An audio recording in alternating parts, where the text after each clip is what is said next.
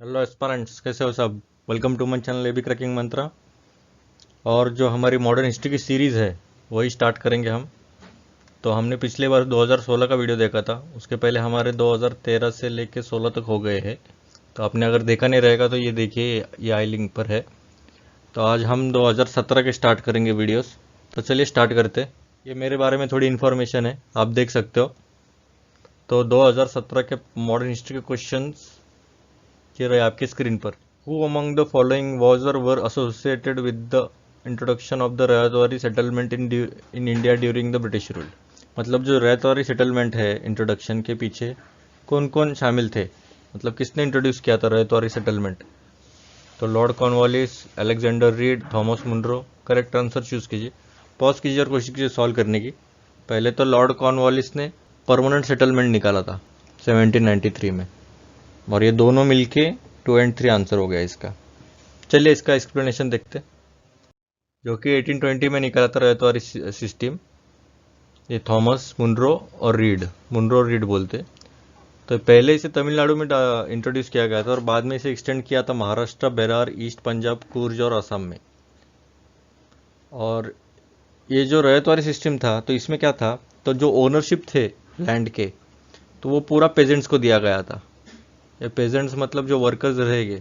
और पहले क्या होता था, पहले बीच में ज़मींदार था, ज़मींदार इनसे पैसे लेके फिर ब्रिटिशर्स को देने का। ये ब्रिटिशर्स समझो।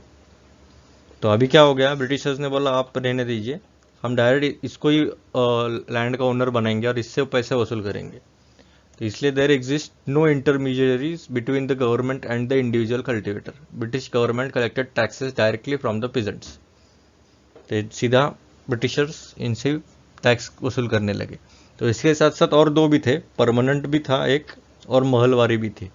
तो उसके बारे में देखते हैं चलिए। जैसे कि मैंने बताया था, परमानेंट सेटलमेंट सिस्टम जो है वो कॉर्नवालिस ने चालू किया था।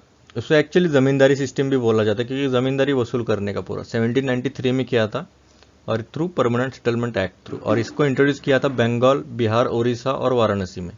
इसे परमानेंट सेटलमेंट इसलिए बोला जाता था क्योंकि इसमें एक परमानेंट दाम तय किया गया था, मतलब 10 साल के लिए वही रेट रहेगा ऐसा। तो जमींदार जो recognise as the owner of the lands, जैसे बताया गया कि जमींदार ही खुद ओनर थे वो लैंड के, और उनके ऊपर पूरा राइट्स दिया गया है कि वो कलेक्ट करेंगे रेंट पेजेंट से और कुछ अमाउंट उनकी तरफ रखेंगे और बाकी का अमाउंट पूरा ब्रिटिशर्स को दे देंगे। जैसे एक्चुअल फार्मर्स जो थे वो एक्चुअली उनके टेनेंट्स हो गए। अभी क्या हो गया था, ये लैंड है, तो ये लैंड के ऊपर समझो ये पेजेंट है, तो ये ओन करते समझो। और इसके ब्रिटिशर्स ने क्या किया, एक ज़मींदार को हायर किया, बोला आप इस ज़मीन के ओनर है, तो इसको इसको बोला कि आप इसके वर्कर होगे। तो ये वर्कर अभी उसकी खेती में वो खुद काम करके ज़मींदार को पैसे देगा, और ज़मींदार उसमें से कुछ कमीशन खा के फिर ब्रिटिशर्स को दे देगा। तो एकदम ये पूरा टॉर्चर हो गया था पेजेंट्स के ऊपर। अगर फसल अच्छी भी नहीं रही तभी भी, पुअर यील्ड भी रहा तभी भी टैक्स उतना ही दिया जाना, मतलब उतना ही तय था और उतना ही देना चाहिए था। अगर कोई पैसे नहीं देता था तो फिर उसके ऊपर काफ़ी सारे रिस्ट्रिक्शंस और काफ़ी पनिशमेंट दी जाती थी। और tax was to be paid in cash, cash में दिया जाता था। अगर समझो ये फसल आ गई और बोला इसके पास कैश नहीं है, मतलब बेचा नहीं गया, तो उसको पूरा कैश में कन्वर्ट करके उससे देना पड़ता था। Before introducing this system the tax could be paid in kind. Kind मतलब क्या, कि ये जो भी जितनी फसल है ना उसके बदले अगर कैश समझो 100 रुपीज़ का, 100 रुपीज़ पर क्विंटल है समझो, तो पूरा क्विंटल ही इसे दिया जाता था, इसे काइंड बोलते। पर अभी क्या हो गया है, सिर्फ कैश ही चाहिए बोल रहे हो। और the realise amount would be divided into 11 parts, 1 out of 11 of the share belonging to the zamindar and 10 of 11 of the share belongs to East India Company. मतलब 11 हिस्सों में डिवाइड करते थे समझो। ये 110 रुपये हो गया, तो 11 हिस्से, इसमें से एक हिस्सा जमींदार को जाएगा और बाकी के 10 हिस्से ब्रिटिशर्स को जाएंगे। तो ये पूरा परमानेंट सेटलमेंट सिस्टम था। अभी हम देखेंगे महलवारी। महलवारी 1822 में आ गया। अभी देखिए ये 1793, ये 1822, और जो रैयतवारी था वो 1820s के अराउंड आया, मतलब 1820 में ही आया। तो अभी इसका क्रोनोलॉजी भी पूछ सकते हैं, आगे क्रोनोलॉजी भी क्वेश्चन है, वो भी हम देखेंगे। तो महलवारी सिस्टम इंट्रोड्यूस किया गया था 1822 में। Holt Mackenzie later system was reform during the William Bentinck. वैसे देखा जाए तो ये दो मेन, एक्चुअली इंट्रोड्यूस करने वाला मैकेंजी है, पर बाद में रिफॉर्म्स करके उसके ऊपर लाने वाले बदल 1833 में विलियम बेंटिक है। तो this was the primary land revenue system in north west India. अभी समझो ये इंडिया है, तो ये नॉर्थ वेस्ट इंडिया हो गया, तो इसमें पूरा प्राइमरी लैंड रेवेन्यू सिस्टम था। तो ये central province, north west frontier, Agra, Punjab, Gangetic valley of, ये मतलब ये पूरा रीजन ऑलमोस्ट ये, तो ये पूरा इसमें इंट्रोड्यूस किया गया था। In this system the land was divided into mahals, each mahal comprises one or more villages. अभी क्या हो गया था देखो, अभी हर एक महल में डिवाइड किया गया था। महल मतलब क्या, अभी समझो ये 3-4 गांव है, तो इसको एक ही महल किया जाता था, और इसमें से एक ही ऐसा बोला गया था कि इतना इतना आपको ये रेवेन्यू देना है, भले इसमें से कितना भी फसल आने दे। मतलब ज़्यादा बर्डन नहीं था, मिलजुल के वो जो है टैक्स दे सकते थे। द एंटायर विलेज और mahal was considered as a single unit for tax collection, मतलब ये सिंगल यूनिट था, इसको एक ही यूनिट माना गया था। और ओनरशिप जो राइट्स थे वो वेस्टेड विथ पीजेंट्स, मतलब जो फार्मर्स है उनके पास ही थे। और the tax rate was excessive in this system too, मतलब बहुत ज़्यादा टैक्स ही लगाते थे। और एक्चुअली देखा जाए तो महलवारी में ये जमींदारी और रैयतवारी को मिक्स करके इसका मिक्सचर बोल सकते हैं, महलवारी था। तो चलिए नेक्स्ट क्वेश्चन की तरफ चलते हैं। कंसिडर द फॉलोइंग पेयर्स, अभी पेयर्स लगाने हैं। तो अभी इसमें देखिए Radhakant Dev, first president of the British India Association, मतलब इसमें से कौन सा सही या गलत, अभी इसमें पूछा है सही, तो ये भी देखना काफ़ी इंपॉर्टेंट हो जाता है, करेक्ट है या इनकरेक्ट पूछा है। तो Radhakant Dev first president of British India Association, Gazulu Lakshmi Narasu Chetty founder of the Madras Mahajan Sabha, Surendranath Banerjee founder of the Indian Association. अभी हमें थोड़ा पॉज कीजिए और कोशिश कीजिए सॉल्व करने की, तो हमें थोड़ा सा आइडिया रहेगा कि 3 तो सही है, 3 सही है मतलब 1/3 हो गया। अभी 3 अभी 1/3 हो गया, मतलब 33 चांसेस है, आपने 33% चांसेस है कि इसमें से सही होगा। अभी हमें दोनों में है। अभी फाउंडर ऑफ मद्रास महाजन सभा गजलू लक्ष्मी नारासू चट्टी तो नहीं है, मतलब ये 2 गया, तो आंसर हो गया बी। चलिए इसका एक्सप्लेनेशन देखते हैं। अभी जो ब्रिटिश इंडियन एसोसिएशन था वो राजा राधाकांत देव ये फर्स्ट प्रेसिडेंट थे ब्रिटिश इंडियन एसोसिएशन के, और जो देवेंद्रनाथ टैगोर थे वो सेक्रेटरी थे। तो ये फाउंड किया था 1851 कलकत्ता में। अभी देखिए जो मेजर ऑर्गेनाइजेशंस है उनके सिर्फ फाउंडर या फर्स्ट प्रेसिडेंट, अभी थोड़ा सा डिटेलिंग करने लग गए ये, क्योंकि अभी जो जितना पूछना था जनरलिस्टिक उतना पूछ लिया है पिछले सालों में, तो अभी थोड़ा स्पेसिफिक जाने लग गए, और वैसे भी कंपटीशन काफ़ी बढ़ गया है, तो वो करेंगे ये उतना। तो अभी देखेंगे मद्रास महाजन सभा जो 1884 में हो गया था, इसके एस्टेब्लिश किया था वी राघवाचार्य, रामास्वामी मुडलियार और पी आनंद चार्लू। तो ये जो गजलू लक्ष्मी थे तो वो नहीं है। इंडियन एसोसिएशन सुरेंद्रनाथ बैनर्जी और आनंद मोहन बोस 1876 में फॉर्म किया था। एक्चुअली वैसा देखा जाता है जो इंडियन एसोसिएशन है वो फर्स्ट बोर्ड नेशनलिस्ट ऑर्गेनाइजेशन थी, मतलब जो नेशनलिस्ट ऑर्गेनाइजेशन बोल सकते हैं, अभी 1876 में ही है।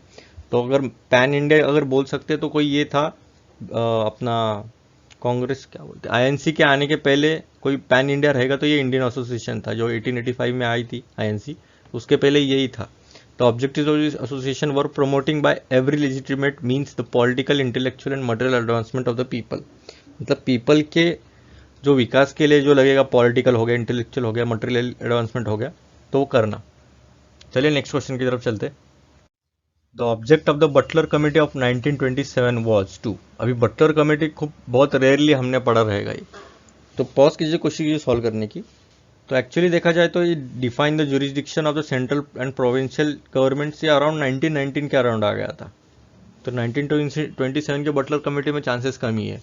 फिर powers of secretary of state वो भी 1858 के अराउंड ही रहेगा, मतलब जब ये एक्ट आया था। अगर हमें कुछ पता भी नहीं पर ये थोड़ा सा अंदाजा लगा सकते कि इस पर तो कमेटी नहीं बैठ सकती। फिर impose censorship on national press भी नहीं बोल सकते हम बटलर कमेटी, या हो भी सकता है, वैसे बोल नहीं सकते, ये हो सकता है। Improve the relationship between government of India and the Indian states, ये हमने कभी पढ़ा नहीं पर ये भी हो सकता है। चलिए अगर रफली अंदाज़ा लगा जाए तो ये 2 तो नहीं है, तो ये दोनों में है। और प्रेस पे अगर हमने कुछ कमेटी बनाई है तो हमें कुछ याद तो रहेगा, ऐसे थोड़ी हम छोड़ देंगे प्रेस पे अगर कुछ रहता है, तो आंसर हो गया 4। चलिए इसका एक्सप्लेनेशन देखते हैं। द बटलर कमेटी जो थी 1927 में आई थी। 1927 में और एक कोई तो आया था कमीशन, तो उसके बारे में मुझे कमेंट सेक्शन में बताइए। द बटलर कमेटी, उसको इंडियन स्टेट्स कमेटी भी बोला जाता है। अगर इतना भी पता रहता कि बटलर कमेटी को इंडियन स्टेट्स कमेटी बोला जाता है तो वो 4th ऑप्शन आ जाता था। The object of the Butler committee क्या था कि वही था रिलेशनशिप जो है गवर्नमेंट ऑफ इंडिया और इंडियन स्टेट्स के बीच में बनाए रखना, और इसका रिपोर्ट 1929 में सबमिट किया था। इतना डिटेल में जाने की ज़रूरत नहीं है, बस इसका ऑब्जेक्टिव क्या है और कमेटी किस लिए बनाई गई थी इतना ही पता रहना चाहिए। ईयर कौन सा था, मेजर जो भी कमेटीज है उसका ऑब्जेक्टिव, ईयर, और उसे और एक नाम से कोई जाना जाता है, या उसमें कौन से मेन प्लेयर्स है। चलिए नेक्स्ट क्वेश्चन की तरफ चलते हैं। With reference to Indian freedom struggle consider the following events. अभी ये जो इवेंट्स है उसको क्रोनोलॉजिकल सीक्वेंस में लगाना है। ये जो म्यूटिनी इन रॉयल इंडियन नेवी, फिर quit India movement, second round table conference, तो इसका क्रोनोलॉजी सीक्वेंस लगाना है, जो पहले कौन सा और बाद में कौन सा हुआ। तो आप पॉज कीजिए और कोशिश कीजिए सॉल्व करने की। तो इंडिया क्विट इंडिया मूवमेंट तो 1942 का है, सेकेंड राउंड टेबल कॉन्फ्रेंस 1932 या 31 में हुआ था, फिर रॉयल इंडियन नेवी का 1945 में हुआ। तो अगर ऐसा देखा जाए तो पहला कौन सा आएगा, 3, फिर 2, फिर 1, तो आंसर हो गया सी। चलिए इसका एक्सप्लेनेशन देखते हैं। देखिए अभी सेकंड राउंड टेबल कॉन्फ्रेंस जो हुई थी वो सितंबर 1931 में हो गया था, और गांधी जी ने इसे रिप्रेजेंट किया था आईएनसी की तरफ से। और जो वुमेन की तरफ से था ये ज़्यादातर पता नहीं है कि वुमेन की तरफ से किसने रिप्रेजेंट किया था, तो सरोजनी नायडू थी। और इसमें कौन से पीपल्स थे जो अटेंड किए थे कॉन्फ्रेंस में, तो मदन मोहन मालवीय MMM, फिर घनश्याम दास बिरला, मोहम्मद इकबाल, सर मिर्ज़ा इस्माइल दीवान जो मैसूर के, SK दत्त, सर सैयद अली इमाम। तो इतने लोग थे, इतना सिर्फ एक आइडिया रहना चाहिए कि इसमें कौन कौन थे। फिर क्विट इंडिया मूवमेंट, इसे अगस्त रिवॉल्यूशन भी बोला जाता है, अगस्त क्रांति, और इसे लॉन्च किया गया था बॉम्बे सेशन में, जो कि all India Congress Committee or more simply by Gandhi ji on 8 August. अभी ये जो डेट है 8 अगस्त 1942, जब वर्ल्ड वॉर 2 चालू था, और demanding an end to British rule of India.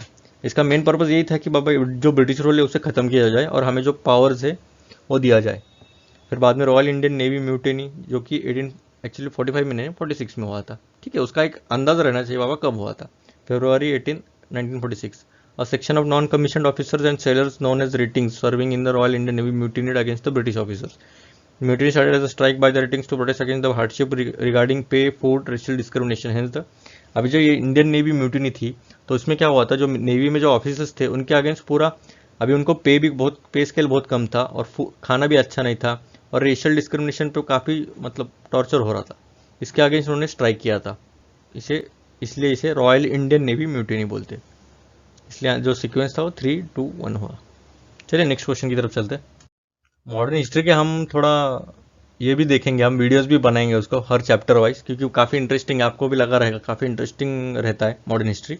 तो उस पर भी हम बाद में वीडियोस बनाएंगे ज़रूर। पहले हम ये पूरे जो क्वेश्चन पेपर सीरीज़ है वो पहले ख़त्म करेंगे। चलिए ठीक है, थैंक यू। लाइक, शेयर और सब्सक्राइब कीजिएगा, और जो पिछले वीडियोज़ है यहाँ पे देखिएगा 2015 2016 के। Thank you.